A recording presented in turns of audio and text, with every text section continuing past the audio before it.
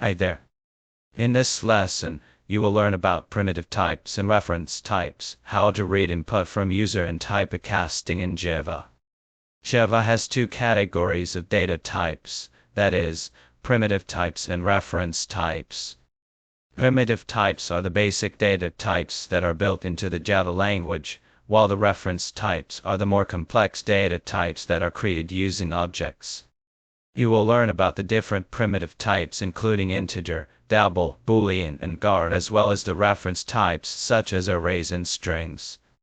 You will also learn about how to read input from the user using the scanner class in Java, which allows you to take input from the keyboard and use it in your program.